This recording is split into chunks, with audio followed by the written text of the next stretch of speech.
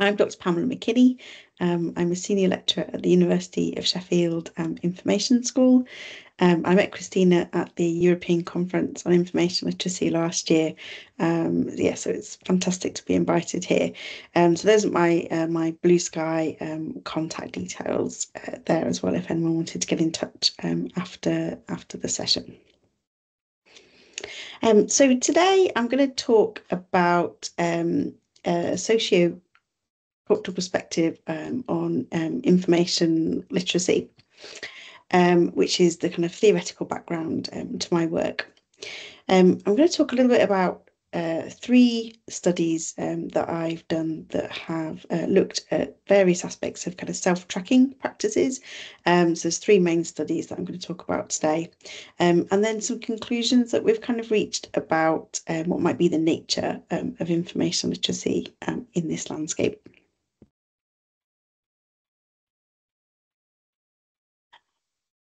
So what is information literacy? So there are various definitions that exist about what information literacy is. But the one I kind of really identify with is the CILIP one. So it's about your ability to think critically, makes balanced judgments about the information, and this idea that information literacy is empowering. So it's important for citizens, and it's important for everybody to engage with society. So UNESCO actually go a bit further than that, and they say that information literacy is a basic human right in this digital world that we all live in, and it promotes social inclusion across the world. So some quite powerful statements there about the value of information literacy. And usually these definitions kind of encompass abilities that people have to find, use, manage, share, apply, and ethically kind of use information. So that tends to be the kind of things that people are talking about when they talk about what information literacy is. So it's been an area of research of mine for about 20 years now. First of all, I started off looking at information literacy in higher education and kind of for students, but recently I've kind of done a lot more work looking at information literacy in kind of everyday life, and specifically within the health arena. So in the CILIP definition, it talks about information literacy in a variety of contexts, and it kind of specifically identifies information literacy as being relevant for kind of work contexts, education contexts, everyday life, for citizenship, and kind of most relevant to today's presentation to do with health. So it says in the CILIP definition that health literacy or information literacy in the health area helps us make informed choices about the health of ourselves, but also about the health of our families. So by engaging in health information, we can make these choices that are kind of given to us about what medicines we want to take, what lifestyle choices we want to make. And this implies that we're able to use credible and reputable healthcare sources. So obviously with the kind of explosion in online information on the kind of the internet, but also through social media, there's this mass of kind of health information out there, some of which is really, really good, but some of it is kind of poor quality. And also we're seeing a lot of kind of misinformation shared as well, particularly around recently around vaccines. Also that kind of really kicked off with the COVID pandemic, but you also see mis and disinformation shared around other health conditions as well. So someone who is health information literate is able to be an active partner in the healthcare. So you're able to have those kind of conversations with your healthcare practitioners, doctors, and nurses and other practitioners about your care, what's good for you, and to kind of be this active partner in your healthcare. So that's the ideal. Whether or not everyone can get to that point, I guess it's like a kind of a bit of a continuum from kind of people who aren't very health literate at all through to people who are kind of like what you might call expert patients. So there's been a lot of research into health information literacy, both from the kind of information science side and also from the health sciences side. And there's quite a lot of kind of discrepancy between those two kind of bodies of research. So if you want a good understanding of the differences between those two bodies of research, then I really recommend Alison Hicks's paper, which I've referenced here and is in the reference list at the end of the slides as well. But one of the researchers who's had kind of most impact from the health side is Donald Nutbeam. So he's written a lot about different types of health literacy and research, and he developed this three sort of, I guess, aspects of health literacy. So he talks about functional health literacy. So that's kind of like really basic abilities to find and understand health information. So, for example, the ability to understand written instructions on medicine packets, to kind of understand really basic instructions that you're given by your doctor. And then a slightly higher, more developed competency is this interactive health literacy, and that includes the ability to engage with a much wider variety of health information, and also to have those kind of discussions with healthcare practitioners about health. And then the kind of highest level, the most developed level, is of critical health literacy. So that's the ability to critically analyse health information and apply it across your life course, and to really engage with your health.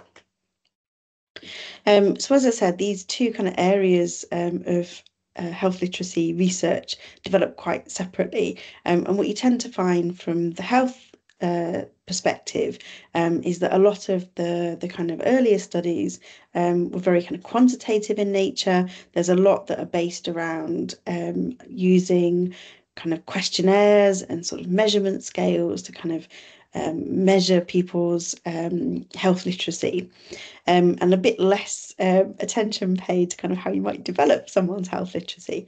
But I think there is a kind of coming together now, as Alison says, due to this kind of socio-cultural perspective on health information. So that really tries to acknowledge that this is kind of really complex area.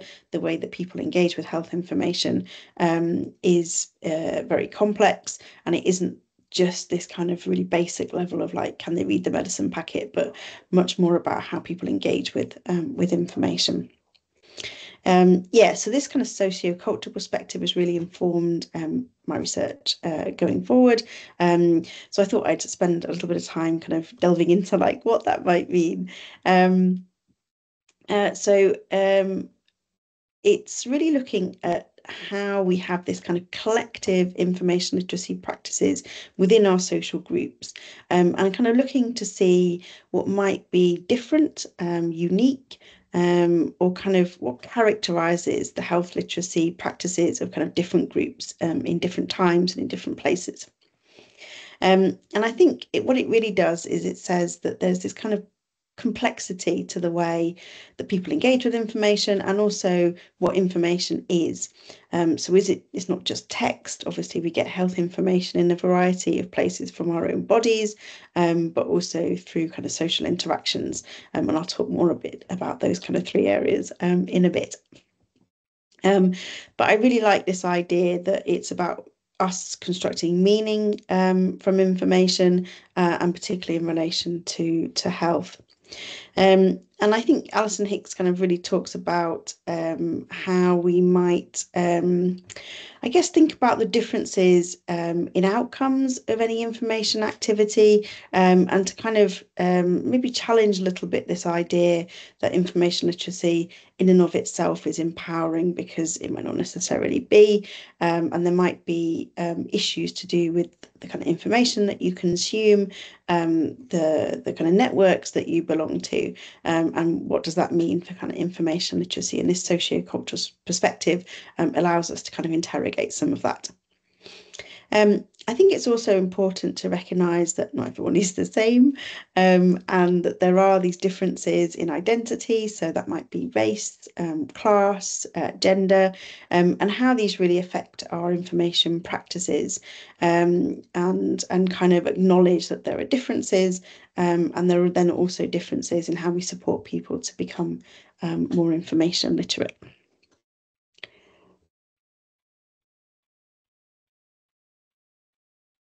Okay, so I'm a real kind of, I guess, advocate of Lloyd's theory of information landscapes. I found it really interesting when I first came across it, and the more I've kind of used it as a sort of framework for my own work, I think it's a really useful kind of framework for reflecting on your own information practices. So Lloyd says that information literacy is a practice that's enacted in a social setting. And it's this suite of activities and skills that really rely on kind of embodied knowledge and ways of knowing that are relevant to the context that you're in. So this idea that information literacy is kind of highly contextual kind of pushes back a little bit, I think, against the way that information literacy has been conceived in kind of higher education. So a lot of activity in higher education is kind of focused around kind of models and standards of information literacy that kind of really identify what information literacy kind of is and should be within that particular context, like the ACRL model of information literacy and the framework and things that they developed. But when you look at those models and frameworks, they don't seem to kind of really match with the real world. So Lloyd draws on practice theory. So practices are said to be kind of really complex and messy. So this just means that information literacy is also complex and messy because it draws on these practices that people have. So it's quite hard to define it in very simplistic terms. And Etienne Wenger has done a lot of research with kind of communities of practice.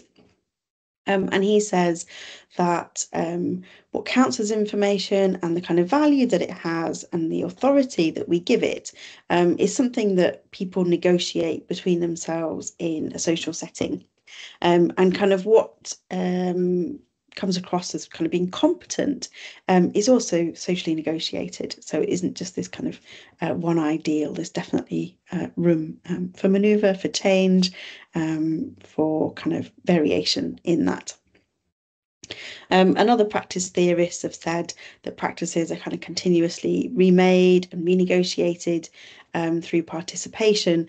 So they're definitely not fixed. There's just this idea that we don't just kind of do one thing and we do that our whole lives. We definitely change what we do and how we engage with information as our context changes, our social networks change, and also the types of information that we engage with. So Lloyd says that there are kind of three modalities of information in the landscape. So this idea that there's every time you do a new activity, every kind of different place in your life, you have this landscape of information that you've got to engage with, and there are these three types of information. So she says that the epistemic modality describes kind of formal, factual information, information that's objective and reproducible. So that might be maybe a textbook, or if you're thinking about cooking, it might be a cookbook, a recipe book. So that kind of formal information within the landscape. And then the second type is the social modality. So that's information that we exchange with other people, those unwritten norms or conventions of practice, or the information that we share with other people within any information landscape. And I'm sure you can think of situations where that information that you kind of share with your friends and family, or even if like you have a particular hobby or a sport, that information that you exchange with other people who kind of have that hobby or do that sport is kind of really, really important. And then finally, we have the corporeal modality. So that's kind of physical information that we either get from our own bodies or that we draw from the bodies of others.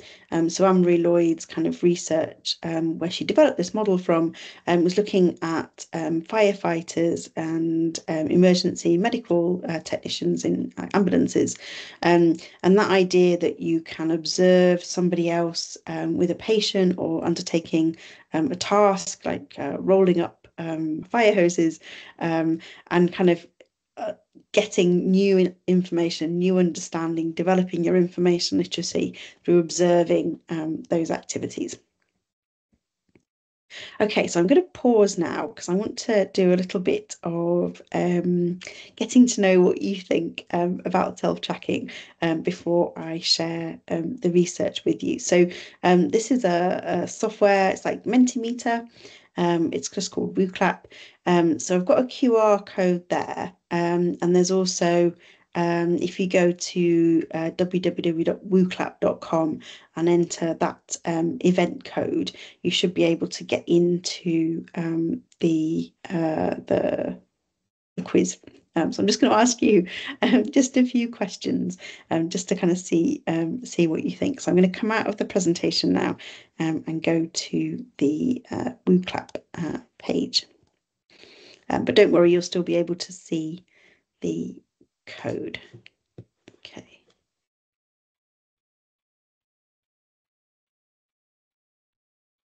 Okay, so let me just see. Okay, oh, you're getting in. Excellent, excellent, fantastic.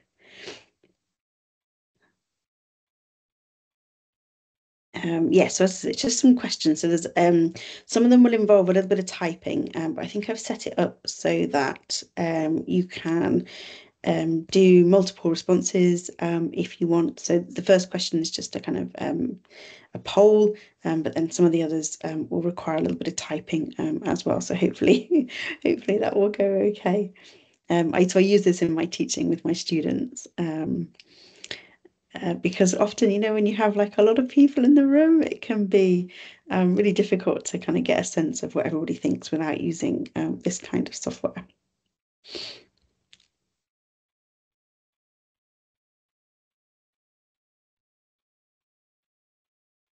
Yeah, and I can't, so I'm not in the room with you physically. Yeah, so it's nice to get some idea. Okay, so I'll leave it just a minute more for people to join before I go on.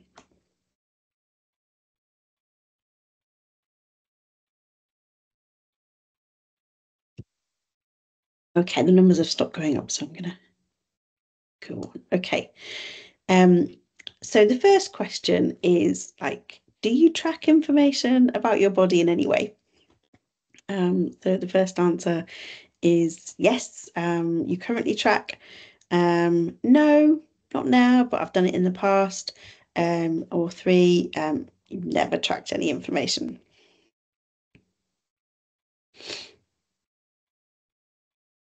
So as we'll see later, I think it is something that a lot of people do. So we'll see about you.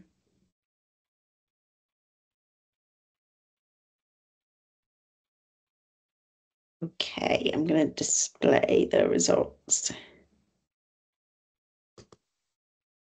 Okay, so, oh wow, 89% of you are tracking currently. Excellent. Oh, that's really good. And nobody says they've never tracked any information. Okay. Oh, changing a bit, but okay, yeah, so that's great. Fantastic. Okay, so the next question is, what information have you tracked about yourself? So you can put in multiple answers. And this should display as a nice little word count. So if you just type in what information you track about yourself. So I know that there's a huge variety, again, of what people can and do track about themselves. I must admit, I'm quite a fiend for the step counts. I like to kind of keep an eye on how many steps I do each day.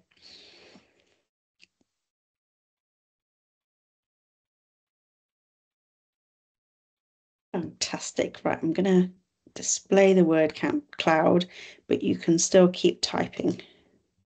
Okay. Okay, so steps is a really popular one.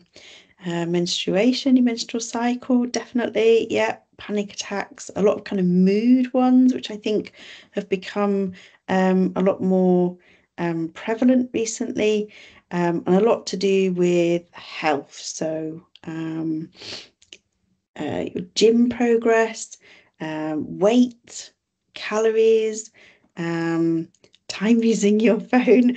Yeah, maybe I could do with one of those actually. That might stop me all the time on my phone. Fantastic. Okay, wonderful. Right, I'm going to go on to the next question, which is so if you are tracking, what app or device do you use? So you might have a particular device like a Fitbit or an Apple Watch or your phone, or you might have particular apps that you use. So I know from our research there was definitely kind of one or two that were like really, really popular. But I know that there's a huge amount out there. So yeah, if you could just pop those in, and again, you can put in as many answers as you like.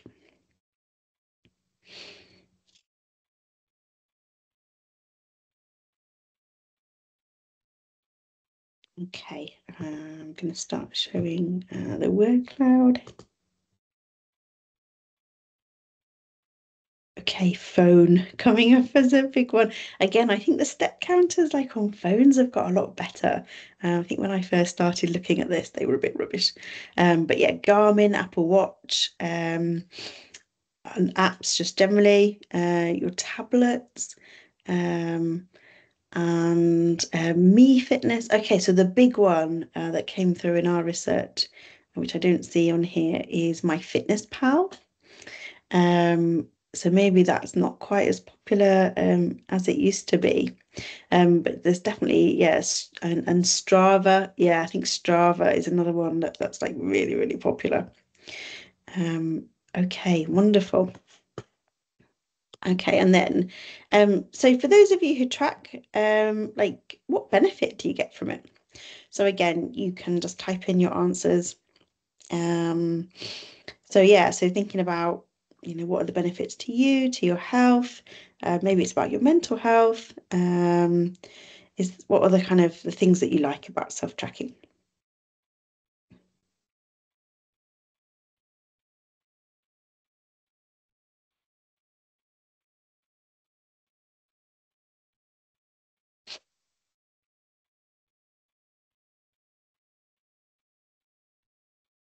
Okay, right. You can carry on answering. I'm just gonna show the word cloud. See the answers coming in. Oh yeah, motivation as a really big one. I know it really motivates me when I look at my steps. I think, oh, I haven't done my 10,000 steps today. I'm going to do a bit more. So keeping things in check, knowing when your period's going to come. Yeah, definitely. So improving your fitness. There's some kind of overview of your life. Yeah, definitely. Like, do you feel like more in control? Maybe a little bit. And just, yeah, having a better understanding of your body and your health and kind of tracking that progress. Yeah, and kind of avoiding things like panic attacks. Yeah, yeah. So these are all kind of, yeah, really important benefits that you get from self-tracking. And I can see there's a lot of kind of overlap between what you're saying and kind of what the research says. So there's a couple here about you said about going, doing it for a particular doctor, for the gynecologist or for a doctor.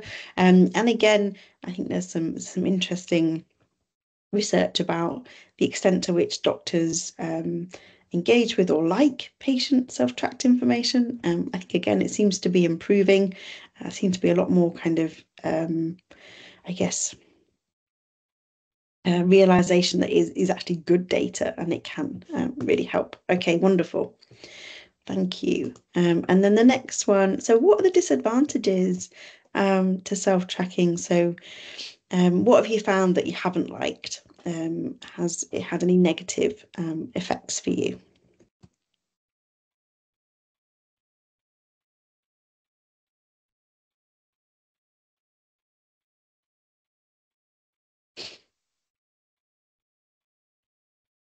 So it's all a bed of roses, as we say in England. There is definitely some downsides to tracking. So yeah, if there's anything that's troubled you about your self-tracking practices, anything that's not been so good.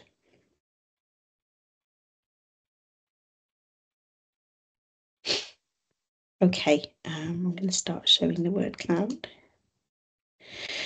Yeah, anxiety, addiction. I think those are definitely things that have come up in the research. And that idea that you're kind of comparing yourself with somebody else. And then this idea that you might have to be perfect. Yeah, I think that definitely comes through, and it can affect your self-image, and it can affect yeah, so it can cause more anxiety than it kind of solves. That idea that you have to remember how to do it, that information overload, it has some kind of power over you. Yeah, so I think these are all kind of quite common. I can see data safety as well there.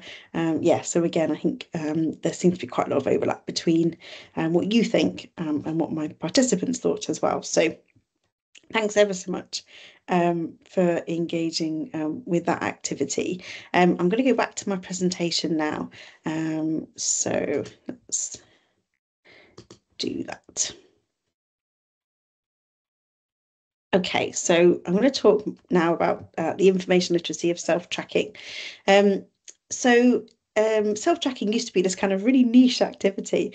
So you might have heard of like the quantified self movements that kind of started. I suppose it would be in the early 2000s, where people were life logging, where they were kind of tracking, every aspect of their lives and kind of trying to capture everything with cameras and all the rest of it. But it's really kind of, as we've seen today, very mainstream activity. So just some data from Mintel, which is a kind of market research organization. So Mintel estimates that the market for wearable fitness trackers, which kind of really important aspect way that people track their information, is worth something like £911 million just in the UK. And you see all this kind of huge variety of apps that people can download from Google Play and the Apple App Store. And as we've seen, people track just a variety of aspects of their lives. So diet, steps, mood, menstruation, sleep, heart rate. So almost anything that can be tracked, there's an app that will allow you to do that. So from the literature, there's quite a lot of kind of claims made about the value of self-tracking. So it allows people to take control of aspects of their lives, and some quite sort of strong statements about how empowering it is. You develop knowledge of yourself, and that is good, generally speaking, for a lot of people. And self-trackers like the feeling that they know their bodies better. You've got an idea about the state of your health, and these are kind of good things. There's also quite a lot of evidence about the value of self-tracking to support the management of kind of non-communicable diseases. So that would be things like type 2 diabetes, or kind of other sort of complaints like that, where there's some kind of self-management aspect to them. So whether it's diet or weight, or those kind of things that affect diseases like type 2 diabetes. And it does enable people to make decisions about the health. So if you've got some data, you can see, for example, that if you do a certain type of exercise, that really contributes to your weight loss, or if you avoid certain types of food, or if you eat at certain times of the day. These are good things. And there's certainly from our research this idea that people who stop tracking, often it's because they've kind of achieved the goal that they set themselves. So they're called so-called happy abandonment, rather than stopping it because it became bad for their mental health, or because it wasn't working. So on the flip side, these are some of the issues from with self-tracking from the literature. So there's this idea that maybe the accuracy of the data isn't kind of all it's said to be. So the app manufacturers and the device manufacturers all kind of claim that their devices and apps are really, really accurate, but actually they're maybe not that accurate. So I think there's some specific studies that have looked at sleep and the data that the devices are able to collect about sleep, for example. According to sleep experts, it's not necessarily all that useful. And those of you who've tracked food, I think that can be really, really difficult to do accurately. And then there's this idea that some people might become obsessed with self-tracking, and this can be like really, really unhealthy. And some people who kind of engage in self-tracking do worry about that. And then there's this issue of privacy. So we know that the apps routinely share their data with third parties. So there's this huge kind of hidden data market that goes on. And, you know, when you sign up to an app and you don't really know what's happening to your data. And this can have like really serious consequences, particularly for menstruation apps. So there's already cases coming through in the United States where, because of their kind of recent restrictions around abortion, that lawmakers are looking at apps and as a way to I guess prosecute women who might have been pregnant and sought an abortion because they can prove that at one point she was pregnant. Yeah, so I think there's a lot of issues to do with surveillance. And then there are some kind of quite stark kind of gender issues to do with these apps and devices. And so they tend to be designed kind of by men for men. Most apps, you only really have one a binary gender choice. And they represent quite a masculinized worldview in that there's kind of inherently a lot of competition in it. And they might not be so good for people who are either female or transgender. Okay, so I'm going to talk about the studies now. So the first one that we did was a study looking kind of more specifically at food logging rather than exercise, although people did end up talking about their exercise tracking as well. So this was quite a small scale qualitative study with people that we recruited through the university kind of mailing lists. So they were all kind of students or members of staff. And we did some individual interviews and then also a couple of focus groups with these people. So we asked them kind of what app they choose. You can see here that most of them were using MyFitnessPal, and they had a similar kind of motivation. So a lot of them wanted to lose weight or manage their weight, and some of them were looking at particular diets or diseases, but generally weight management was the kind of reason that people were tracking their diet. And as you can see, some people were kind of really long-term trackers and other people were kind of more recent.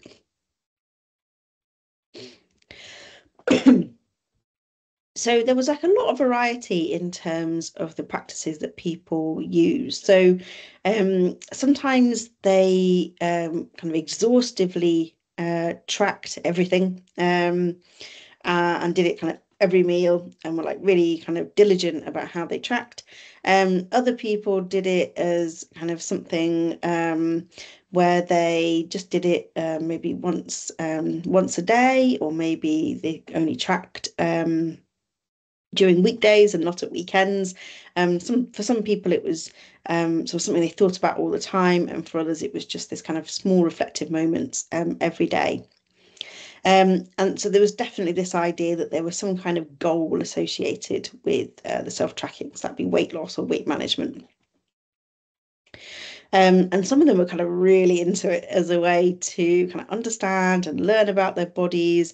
Some of them were kind of really interested in gadgets, and that's kind of, we noted that was a sort of fetishized practice based on Rooksby's research. So quite a few people did do kind of food and activity logging at the same time, but they ended up looking like quite differently. People thought very differently about those two activities. So going back to kind of Lloyd's modalities of information literacy, if we think about the epistemic or the formal information, in this context, the food logger or the tracker is an active creator of any information that they consume. And so it's almost like the information's all coming kind of from them through, and then entered into the app, and then they have to interpret the information that they get from the app. So they were really quite interested in some of these kind of functionalities of the app, particularly MyFitnessPal, where it just gives you like all this information about everything that you've eaten, so your carbohydrates, your fats, your protein, and you get a better picture of kind of what your diet looks like overall.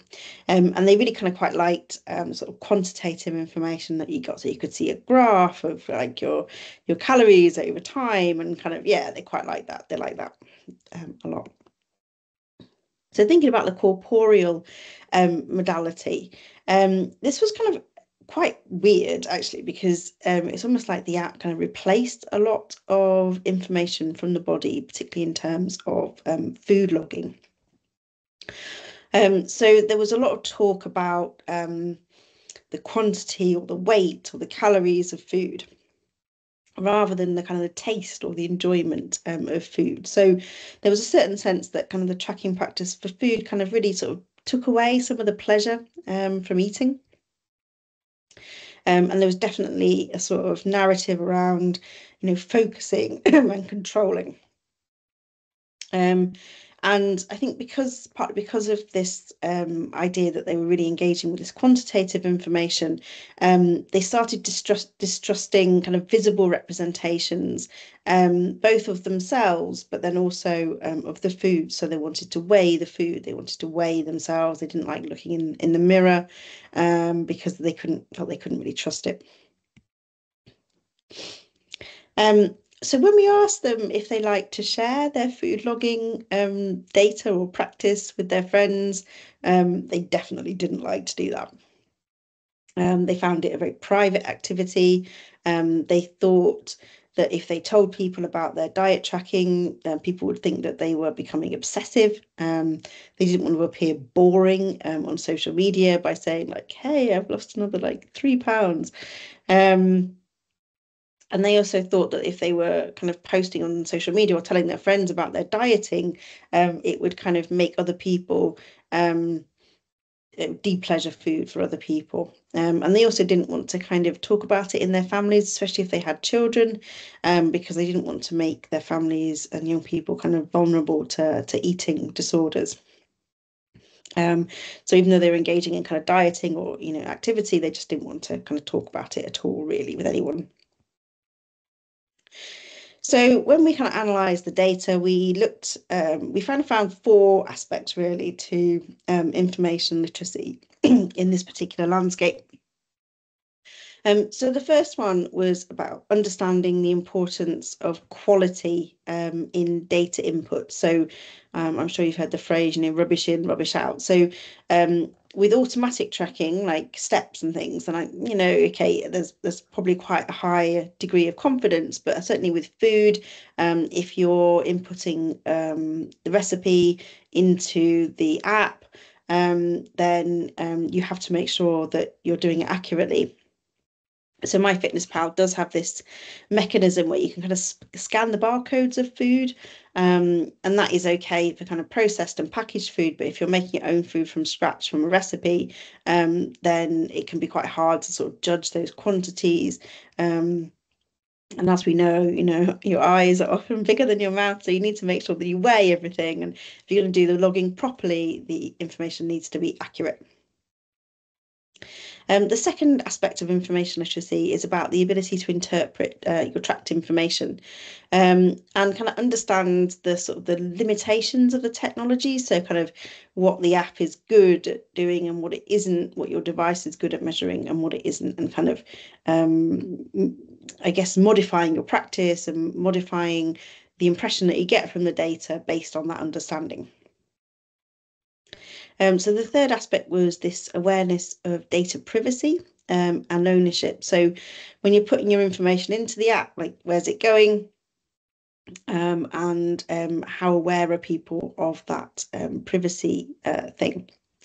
And then the fourth aspect is how you share the information and with who, and the way that you share it. So kind of understanding the sharing of information in relation to social norms, and the kind of, I guess, the opinions of others, and whether that's useful for you to actually share that information, and kind of how you share that.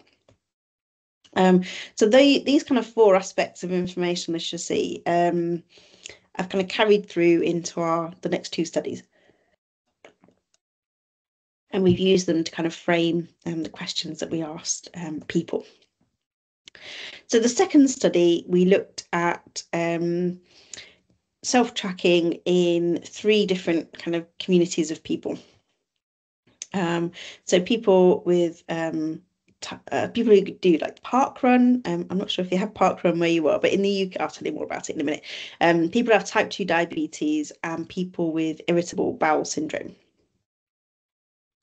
So Parkrun is a kind of charitable organisation. It was founded in the UK in 2004, and they organise across the country weekly runs. So they're always 5K. And they take place in public spaces like parks, so it's completely free. They're run by volunteers, and they're really, really popular. So a lot of people's kind of first experience of running will be at a park run, and children are welcome, and it's nice. A very inclusive ethos, but they also have kind of like leaderboards, so you can kind of plot your progress and kind of get better and things. So it's yeah, it's a nice activity. And our second community were people who were members of the diabetes.co.uk online community. So type 2 diabetes is a lifelong condition where your body can't process insulin effectively. And so you have much higher levels of blood glucose, and it's the kind of condition that often gets diagnosed later in life. So it's something that affects kind of older, more overweight people, although young people can get it as well. And this is kind of one of the diseases where sort of healthy habits, so having regular exercise, not being overweight, eating less carbohydrates can really, really help control the disease. And quite a lot of research has shown that if you're able to control these aspects of your life, you can even reverse the disease. But if you aren't able to take those steps, then you can have some really serious complications as a result of having type 2 diabetes. So heart disease is much higher, risk of stroke is much higher. People can go blind, have kidney failure, and can have like real problems with their feet and legs, which can lead to amputation. So our third kind of community was people who are members of the IBS network. So IBS stands for irritable bowel syndrome. So it's a strange one, this one, because it's not really one specific disease, but it's a kind of disorder that's characterized by abdominal pain and disturbed defecation. So it isn't one single disease. It's understood as a range of physiological factors that contribute to people experiencing a variety of quite unpleasant symptoms. And we don't really know what causes it, but there is evidence that it's quite strongly linked to diet and stress. And it tends to be more women than men who identify as having IBS. So we distributed a questionnaire to members of these 3 communities. We asked them some demographic questions and some questions that focused on their use of diet or fitness apps and their reasons for logging. So it was advertised through the communities. And we got 143 responses from park runners, 140 from diabetes.co.uk, but just 45 from the IBS network. And there was like a final kind of qualitative question at the end. Is there anything else you'd like to tell us about your logging practice? So the park runners, as you can imagine, 90% of those track their running. Obviously, they're into running. So a lot of them use step counters. They also tended to use a lot more devices than the other communities. So they would have, a Garmin and then maybe other devices. They talked a lot about that actually in the free text box. And a lot of them were tracking because they wanted to improve their performance. So they wanted to run faster, be better. And there was definitely a sense that they really liked to track long term. So they were often track over multiple years. They would keep their data and kind of go back to it.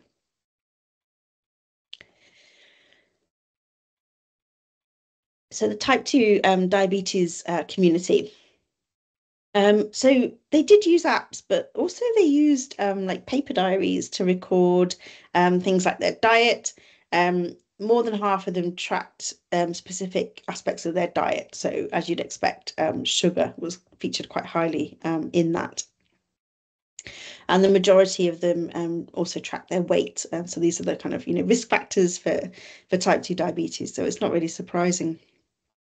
And when we asked them, so 3/4 of them said that they track to manage their condition. And some of the comments that they made in the survey as well sort of displayed this like really sophisticated technical awareness of their condition and kind of what might affect it and how tracking helped them manage that. So you can see from the quote there. And there was definitely a sense that tracking provided this element of control. So it helped them stay focused, it helped them think about their condition and make sure they didn't kind of deviate from what was going to be, healthy behaviours. So strangely, because we expected people from the IBS network to be tracking their food, because food can be a real trigger for irritable bowel syndrome symptoms. But only 17% of them said they currently used a food logging app. And they were, of the 3 communities, they were the most likely to track things like mood. They did use step counters a lot, but they are also the group who was most likely to be worried about being obsessive with their tracking. And they were definitely quite critical of the accuracy of the food logging apps. So this, I think, is a typical quote. Great to start, but cumbersome, especially if you have to log each ingredient every time. I tend to get bored and the apps stop getting used. So I think that's fairly typical of people's experience with food logging apps. So kind of the idea of managing their weight was really, really important to them, but I don't think the food logging apps really help them do that. And we asked them all about like sharing their track data. So the park runners were quite keen. A lot of them used Strava. They were like really into sharing their data on social media, and there was that aspect of competition. Whereas people from the IBS network didn't like sharing their track data, and they didn't feel comfortable sharing it with friends and family at all. So in terms of our 4 aspects of self-tracking, the data quality aspect. So all of the participants said that they were careful about data entry. Obviously, they wanted to make sure that what they were getting from their apps was accurate. But there was this agreement that it's really challenging to do accurate food logging. So the quotes here identify these common problems. So like local products not being in the database, it's quite US focused, generally speaking. So it was quite hard to find like UK foods. Yeah, so some difficulties there. So they were really confident that they could interpret the data that the apps were providing them. They could understand the charts. They had some kind of critical awareness that the data produced by the apps was potentially not accurate, and so they were able to kind of think a little bit about that. And when we looked at the qualitative responses, there was this really kind of nuanced understanding of the track data and how that related to their own health and well-being. So you can see here a really, really detailed, reflective comment about the Fitbit and the relationship between Fitbit and MyFitnessPal and the training and all the rest of it. So yeah, some really kind of quite sophisticated usage. So we asked them whether or not they were concerned about data privacy. But no, they really, so only 28% of park runners were concerned about how the app might reuse their data. The diabetes respondents were a little bit more concerned, but generally they weren't concerned at all. There was some concern about how long-term they might have access to their data. So again, I think particularly from the park runners, but it wasn't really a big concern at all. And there was some recognition that the sort of the geolocation data from Strava particularly might be a cause for concern. So you could see where somebody was running, and I know there's been a really high profile case in Afghanistan from a US Army soldier who was kind of running around the base with his Strava app. And it was producing this kind of map of the base because he was sort of running around the buildings. So I think Strava have kind of modified that now, and you can take it off. But if you weren't really very aware, then it would be really obvious, like where you were at a particular time on your run. And then the idea of kind of sharing data. So different types of information were shared very differently. So activity data, like absolutely fine, you can share that with your friends. It's this idea of like that being a motivating thing, the sort of element of competition. It would like help you go out and do more running. Whereas food and kind of other bodily data was shared much more reluctantly and often only with kind of really close friends and family. We asked if they shared with doctors, but they didn't tend to across the board, which we thought was quite surprising because we kind of assumed that particularly for type 2 diabetes respondents, that doctors would want to have their data. They didn't really do it. So in conclusion from that study, so food logging was boring, fraught with issues of data quality. So this information literacy was really around developing this critical awareness of what the app does and doesn't do well. So activity tracking was much more enjoyable, much easier, and the data was seen to be much higher quality. So in terms of the ability to interpret their track data, that seemed to be quite high. Their information literacy was really good there. But the kind of the social side of it and how information was shared seemed to be a very nuanced activity, and it really depended on social networks and kind of what people thought was acceptable to share, but weirdly not with doctors. And there just seemed to be kind of generally a lack of awareness about the potential for data to be sold or reused. Okay, so the third and final study was a qualitative study looking at the self-tracking of LGBTQ plus students. So LGBTQ plus is an acronym that's quite widely used. It refers to lesbian, gay, bisexual, transgender and queer community, and the plus just stands for kind of a range of other identities that people might have. So it's quite an inclusive term.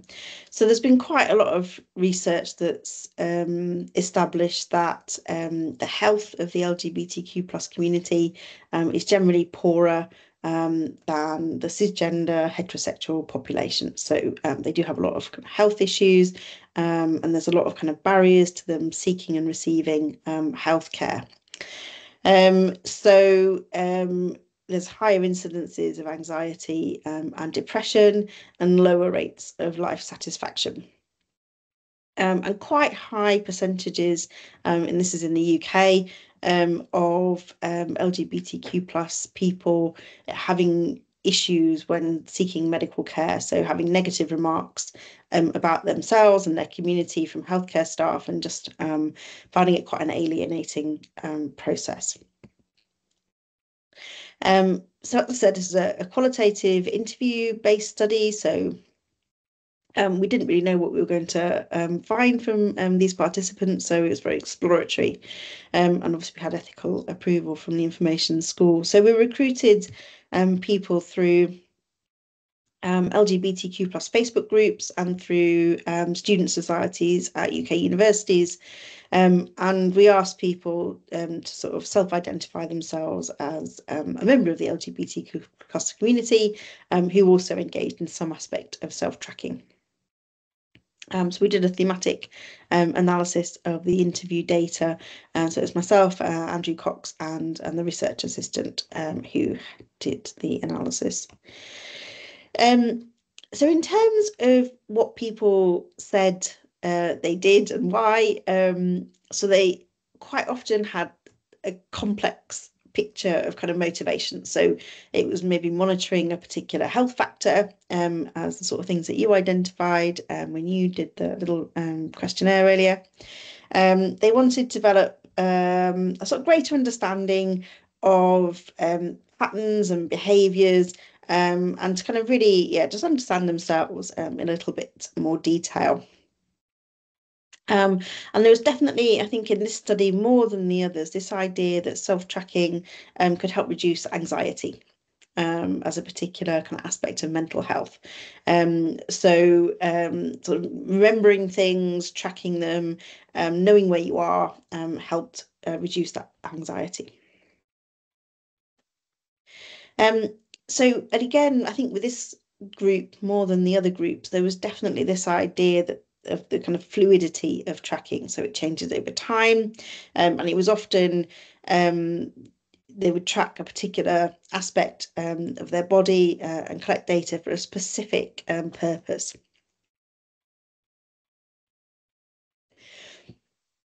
And they really couldn't be bothered with doing any tracking that caused them a lot of effort. So it was definitely this idea that, if it tracks automatically, I'm kind of down with it.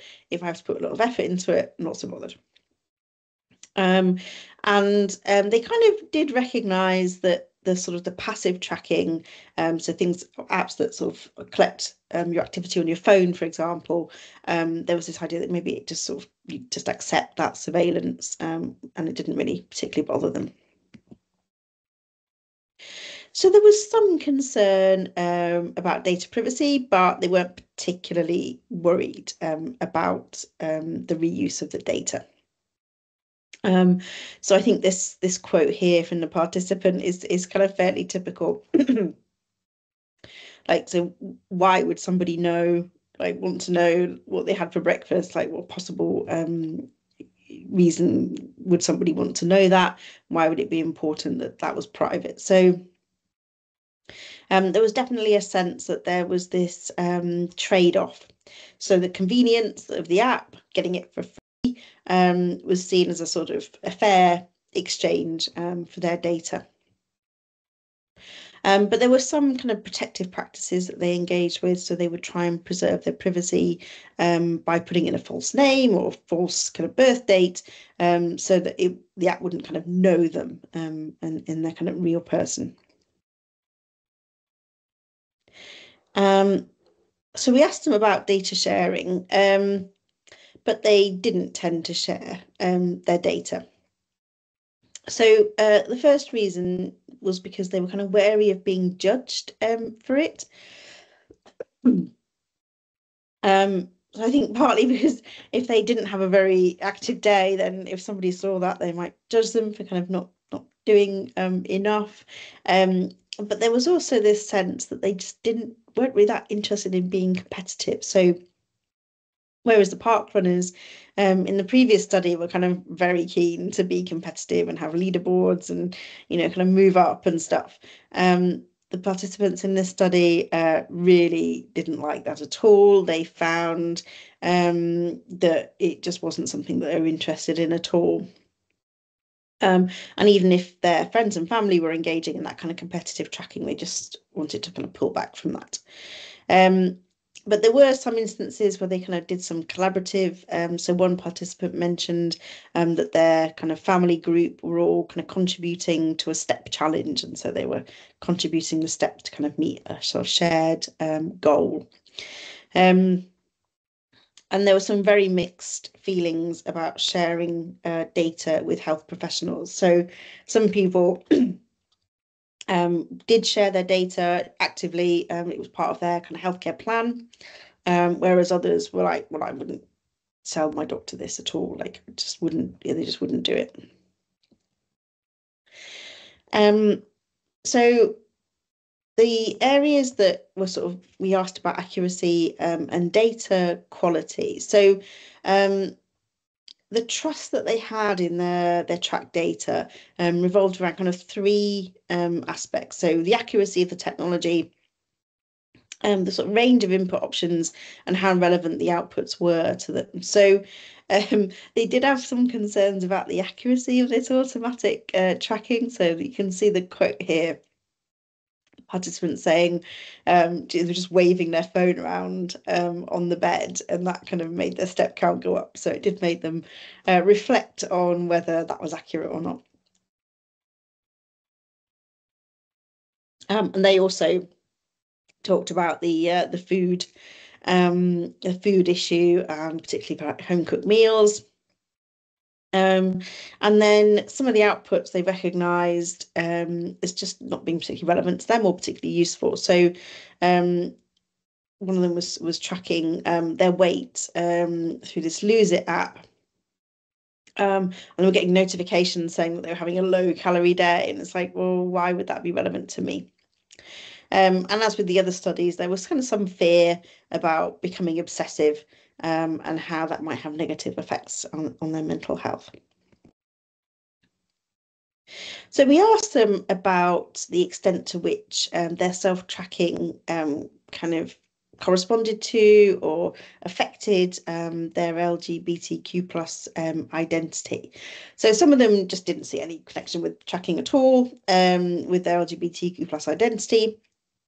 But others did. So I think particularly participants who were going through hormone replacement therapy or a kind of medical transition were using self-tracking apps to kind of monitor things like changes in body fat percentage, which was a really important aspect of that kind of transition.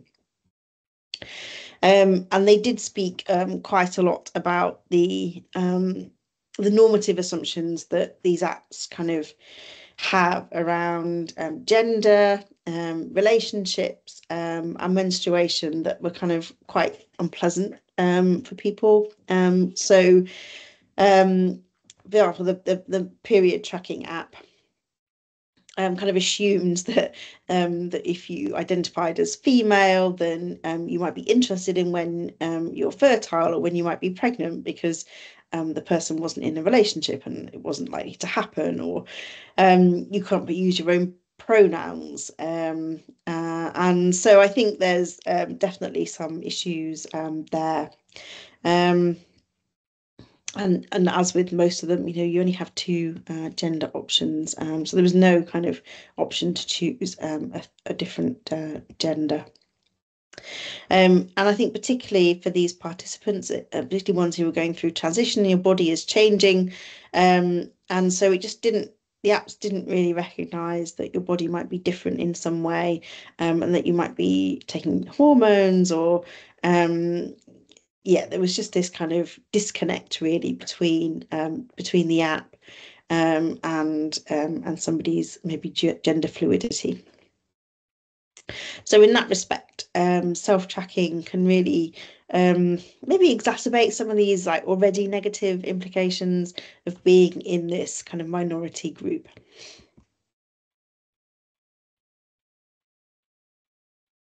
So in conclusion, what does information literacy look like in this kind of self-tracking landscape, sort of taking account of these three studies? So if we're thinking about corporeal modality, corporeal information, so when you self-track, you can record, codify, and monitor information about your body. So it sort of becomes a really important way to kind of understand the body and understand kind of what's happening in something that might be quite difficult to interpret otherwise. And the way that we develop information literacy is through understanding how important your body can be as a source of information and how you can use data about your body to achieve any health goals that you might have.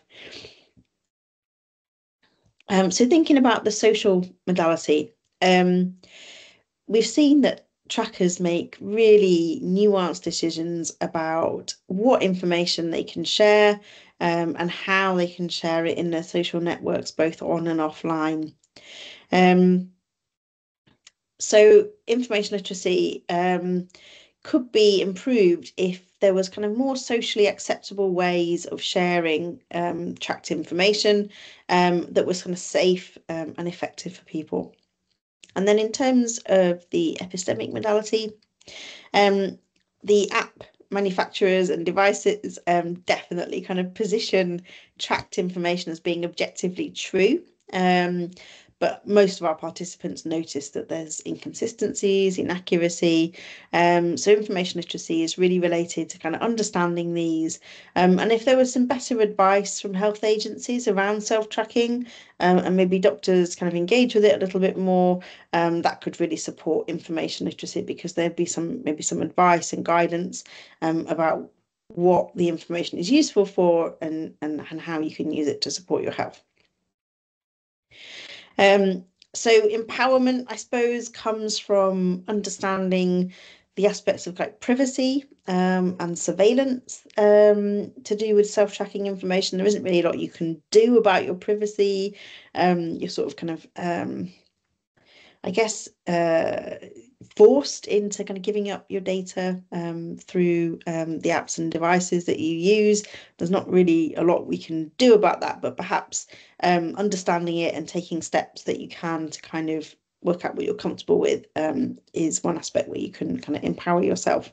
And then thinking about those social norms and behaviours and how and when you share information as well is an empowering aspect. Okay, so thanks ever so much for listening. I've got to the end of the presentation, so I'm going to stop sharing my screen now so I can see you and the screen. So